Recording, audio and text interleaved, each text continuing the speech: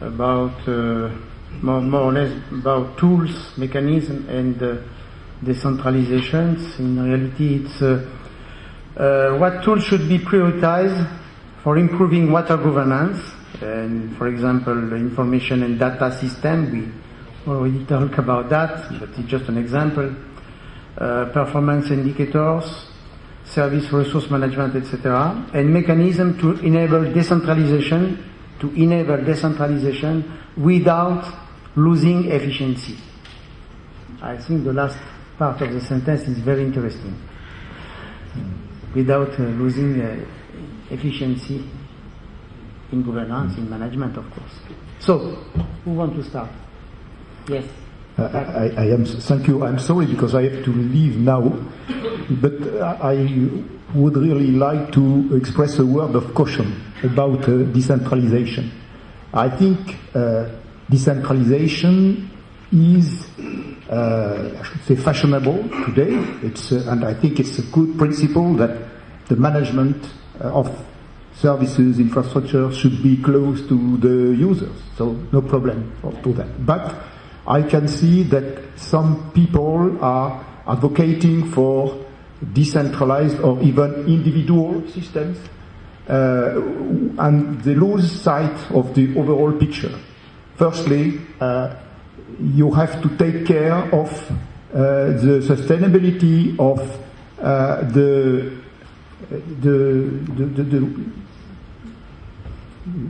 infrastructure, the utility of the city, of the community.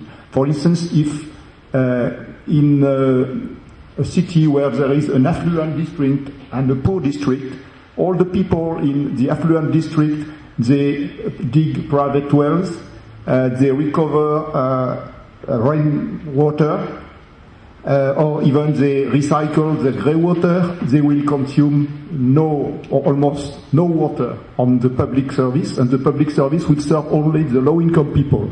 This is not a fiction. This is what is happening in Jakarta today. And if the water service is used only as a backup solution by the well-off people and serves on a regular basis the poor people, you can see the unbalance that will come from this.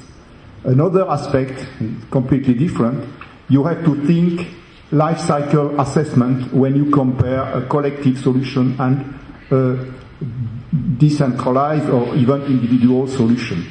And you must not look only at the water aspect of the picture. You must look also, for instance, to the energy and CO2 emission aspect. And let me give an example. If you, for instance, consider the efficiency of a wastewater treatment plant serving 100,000 inhabitants, it requires twice times less electricity per kilogram of BOD treated than a small wastewater treatment plant serving 1,000 inhabitants. So you have to consider this also. I'm not saying that huge treatment plants are always the solution, but please don't forget this question. Another aspect, for instance, in Japan, they could make this comparison between the buildings using grey water recycling and the other ones without grey water recycling, and they found out that this grey water recycling, of course, is good because it decreases the consumption of clean water, but it requires a lot of energy. So what is the best option? There are trade-offs. Nothing is obvious. This is my only message. Okay, thank you. Yes? May I have two other slides? I would like to step in this issue of the selfish consumer. Yes, decentralization is about giving the floor to, or giving more power to the consumer, and the consumer, people managing water say they are selfish. They want to be, slow down, they want to be warned when the water is not drinkable. They don't understand why it is not drinkable because they pay for the quality of the water.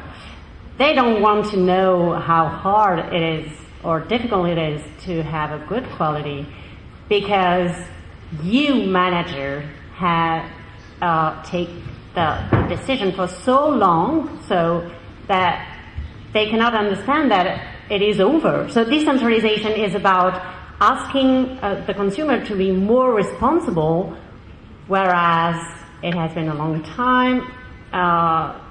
Consumers have been told not to care about water. So if it is difficult, they don't understand why. Now, next slide. They are selfish because they have been trained so. Do they pollute? Do the food they eat pollute? Do their leisure activities pollute? Maybe, but we managers, we didn't say a word of it until recently.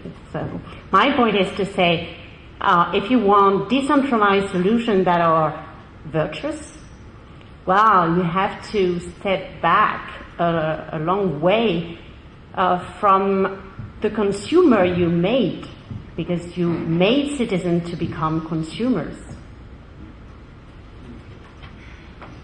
Very good point. Other opinion? Yes, Professor.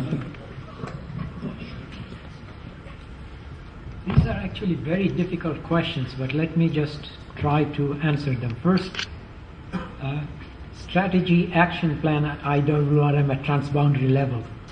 I submit IWRM does not even work at the national level, forget it at transboundary level. I do not know a single country which has even attempted and realistically on a transboundary level for a major river, maybe for a small river. Decision support tools.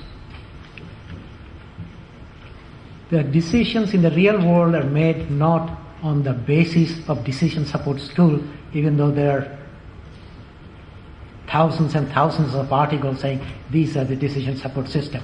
Let me give you a very quick anecdotal example of my experience with the government of Canada.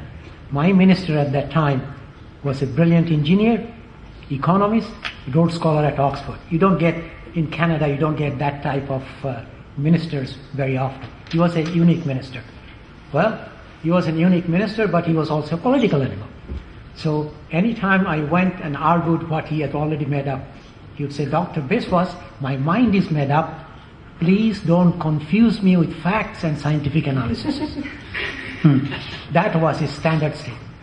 So to think that decision support tool is going to change the mind of the minister who is making decisions on a completely different plane, I think we are living in cloud cuckoo. It will make a nice paper for a journal, but it doesn't work very rarely it works in the real world. Centralization, decentralization. I don't think, as someone pointed out, let me say bluntly, centralization has not worked, decentralization will not work. The question is, there has to be a balance between centralization and decentralization. Where does that balance come? I haven't any idea. Nobody has any idea. Probably vary from place to place.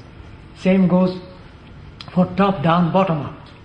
Top-down hasn't worked, bottom-up will not work. Again, it has to be a mixture of the two. Where, again, do you make the compromise? Where is the trade-off between top-down and bottom-up? Stakeholder participation. My friends, most of the stakeholders do not want to participate. How do you make them participate? You tell them this is good governance. I have big NGOs, the most famous NGOs in India, in the water field. They will tell you bluntly, their job is to oppose the government, irrespective of whether they believe it or not. If the government goes this way, they will go this way. If the government goes that way, they will go this way. And if you say, well, do you have a philosophy? He said, no, our philosophy is to oppose the government. That's why we were NGOs. So to tell them to come to a meeting, they won't come unless they are convinced they will have the upper hand and they will carry the show. They don't want a dialogue. So talk of a stakeholder participation in the real world, again we are living in a cloud cuckoo land. And we have a lot of paradigms, I'm sorry to say, in the water field, in the governance field, which sounds very good in paper, but does not work in the real world. And those are the things we have to look into. Thank you very much. Very good comment. So maybe in the room you have a comment too, or questions? Yes, please. I just want to say that for me the reply to the question is discussion, discussion and discussion. And it's the only way to have a solution. My Indian friends say discussion, discussion, discussions means paralysis by analysis. That's what they say. Yes, in a certain sense you're right. But if we don't have discussion, it's also stuck. But at some stage you have to say enough is enough. Yes, of course. Yes? If you want to add something?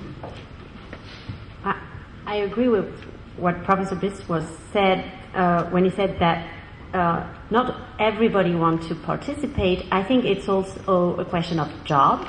So it's one job to govern and to take the risk not to be right, and it's another job to contest such decisions. And I think the NGO you mentioned,